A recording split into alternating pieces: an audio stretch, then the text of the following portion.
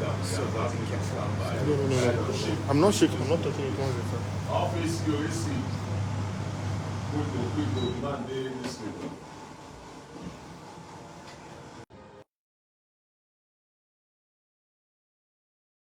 Abuja. I am Christian.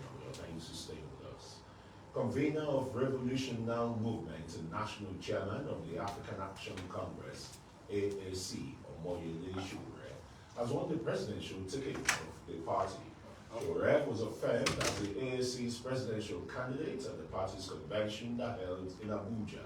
Before the party's convention commenced, Sowore stepped down from his position as chairman of the AAC, which played a key role in founding. Last week, the Court of Appeal in Abuja affirmed Sowore as a substantive chairman of the AAC, following the emergence of a factional group. What to be done? We're not going to ignore that. And we are going to work right now. We are rolling up our sleeves. We are going to work and we are going to reach the Nigerian people, provide them with the humanity that they need, and let them understand that help has come. It's no longer on its way.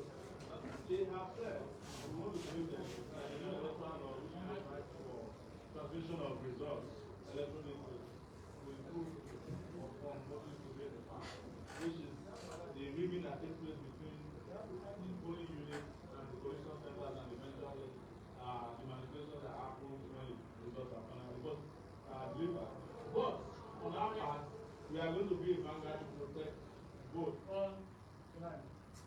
Okay, Omoyele Sowore, the presidential candidate of the African Action Congress, joins us now to talk about his presidential ambition and other issues in the AAC. Very warm welcome to News Night. Thank you for bringing me. Yeah, and congratulations on emerging, again, the flag bearer of AAC. So tell us more. The rift in the AAC, has it been settled? You've stepped down as the chairman. How are you uniting, the other aggrieved parties? It's important to state categorically that it was never a rift in AAC. What happened is what it's very well known in political environment here. When the parties don't compromise them, the government, so some political interests go ahead and try to hijack the party. And in this case, after 2019 election, we started planning other means of engaging and strengthening the government in power. They made an attempt to hijack the party, and while we were challenging that, I was arrested and detained for 4 months. And when I came out of detention, they had gone ahead with an illegal convention in the state. And the moment I came out, we started challenging everyone that we participated in the local government election, especially in Ondo State. We participated in the governorship election in Ondo State as well. And Ondo State didn't go as well as it was supposed to do because INEC was also strongly behind the hijackers.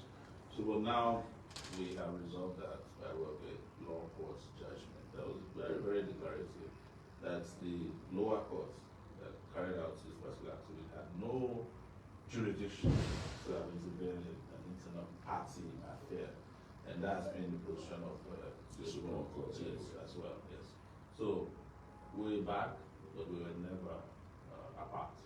Okay, before coming to your own presidential ambition, second time, running, how is the preparation of your party in the forthcoming Ekiti and Osun elections? You have candidates? Well, we have to replace the candidates because those who were put in to represent us were never members of our party. So we're in conversations with INEC to make sure that the legitimate candidates presented by the party will be on the ballot. So that will be resolved in a matter of days. All right, now let's look at Sowore, the AAC presidential candidate. Is it a situation of, I also ran, a former presidential aspirant as a tag to the name? What are you really bringing to Nigerians when you consider your first attempt in 2019? That was woeful? It wasn't woeful, it was the election itself that was woeful. It did not undertake the expectations of international standard of electioneering. And this has been discussed a lot about. I don't want to waste my time on it. The 2019 election in my view, and I've spoken extensively about it, wasn't an election, it was a selection by the political parties who were working with government security agencies and INEC. So I'm not running to add a tag to my name or put it on my CV that I was a former presidential candidate in Nigeria's general election. I'm running to save this country, to ensure that the right people run the right country. Right now, the wrong people are running the right country, and to ensure that the people of Nigeria benefit from what should be called democracy. And I am not just saying it, and I've said this so many times. When I was a student leader in this country, I invested my time and energy, my life, to ensure that we have democracy. And I'm one of the most disappointed persons today that some 29 years later, we have not attained the kind of democracy that we were fighting for as far back as 1993, because that was one major landmark in democratic struggle. It will be 2023 next year, and it will be 30 years after June 12th election, which was adjudged free and fair, was conducted. But here we are, we're still struggling with free and fair elections, we're struggling with tawdry, ballot snatching, manipulation of election results. Something we resolved as far back as 1993, when Abiola was voted into office, and some powers that be did not allow that process to take place. So we're back to ensure that 30 years later, the people who brought about genuine struggle for democracy are in charge of the democratic process in the country, and that I will be elected. And I honestly hope that people who are listening to me will understand that I'm different. Most of the candidates that have come out now never participated in the struggle for democracy. They don't care about democracy, they care about themselves, their cronies, and their political cause. But I do, and that's why I'm presenting myself on a clean slate. The Nigerian people deserve not just another election, but an election that produces a number of results that is in consonance with their expectations and aspirations as a people. That is where it's important, and that's why I keep saying that we are bringing about the revolutionary future for the Nigerian people, because this is just not how things should be. Reigniting the revolutionary movement and Yes. all this. How are you inculcating this down the lines of the Nigerian youth, particularly if what we saw during party primaries in Lagos State and some other parts of the country is anything to go by? Discouraging. And leaves a sour taste in the mouth, where guns are used for, just primaries. But not also forget that primaries are not duty of people. The voters, electors carry out, well, at the level of the parties, yes. But it's the same country where you had insights, where people rose up in resistance against the status quo, even though they did some bits of police brutality. But you knew that their voice and their message was clear, that they were tired and sick of the status quo in the country, and they wanted to move in and they want to move in another direction.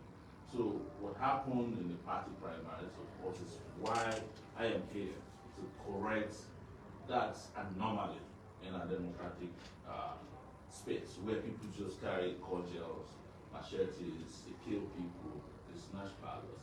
But if you're talking about party primaries of violence, what do you talk about the money bags who hijack party primaries and dollarize them and just brazenly sell votes or capture votes to such an extent that you can no longer even trust the outcome of any of these democratic, experiments or processes that produce candidates. It's just so sad. So I'm in agreement with you that this party primaries, especially for the major legacy parties, did not fulfill any of the standards that's expected of them. But that is the reason why people like me are here, to change that narrative forever. Okay, let's quickly look at some of your agenda. Let's look at the economy, restructuring, it's a rising force in the area. Huge unemployment of youths and able-bodied Nigerians and the rest.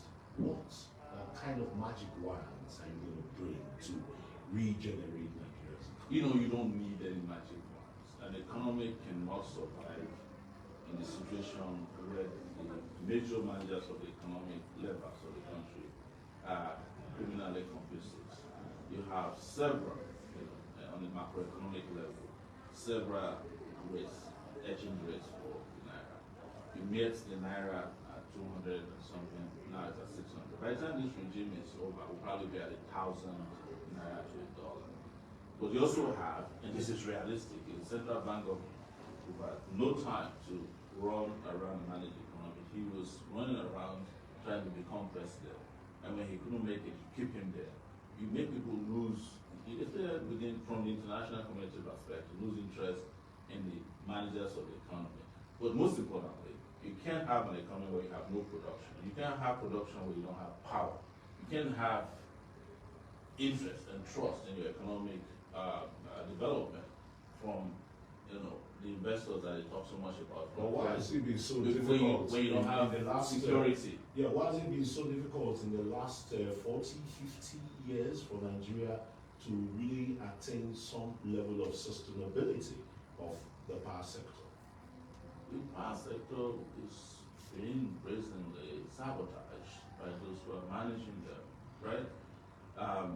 What countries in the world focus on is to generate electricity, distribute them, and ensure that they reach everybody who might be in need of it, or that may not even be in need of it.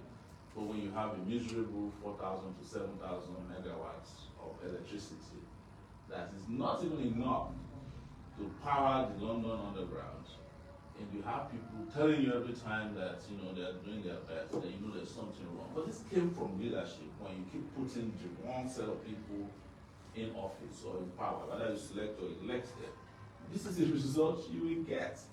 The same people who managed the oil windfall in the 80s are the ones that are managing the downfall of the country in 2022. I'm talking about in the 70s, 80s. The man who was there in 1983. This is what he did in 1983.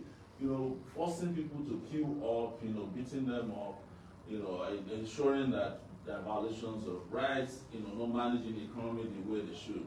And then bringing back in 2015, he keeps doing the same thing, then you re-elect him or select him in 2019.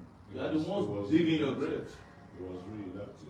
Well, I disagree with you. No, you don't have to disagree with me. Well, I'm a citizen, and I participated in the election. You didn't.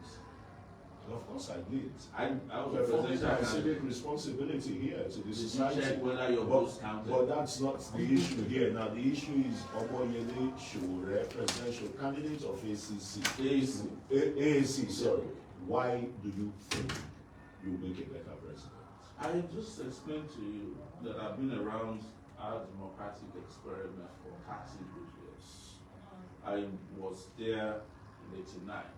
In 1992, I was one of the student leaders with Mayemo Olusegun, who was NAS president then, Femi Falana, Gadi Fawemi, that said that Babangida must go.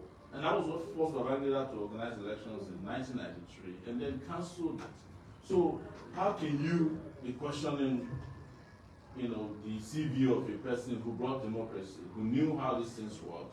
And there's no major issue that happened in Nigeria since 1989 with regards to governance, with regards to elections, democracy, that I was not part of. Even when this country experienced a party-to-party electoral exchange in 2015, I was part of it. When there was someone who wanted to come on his third term, I was one of the people that frustrated it. When a man who was practically dead was made the president of this country, and when he was brain dead for 5 months, and they refused to hand over to his deputy, I was one of the people who was involved in it. In 1999, I was one of the people who fought up to the point elections took place and left. Your CV is... I have better CV than any other candidate. Let me tell you, to be fair with you, and I want to say this to Nigerians, in 1992, I contested as president of University of Lagos Student Union and won. In 1992, Atiku contested as the presidential candidate in SDP and lost. So you can imagine, even though they might be older than me, we've been around, yes. Thank you very much, Omoyele Sowore, the presidential candidate of the AAC. Thanks for coming on this. Thank you very much. Okay, it's time for a short break. We've got plenty more still ahead. Stay with us. As I really look for your trouble. I beg you, when I put on this in a die idea. Is he still confused? That is just, it's done. He's done. Yeah. Okay. So which one?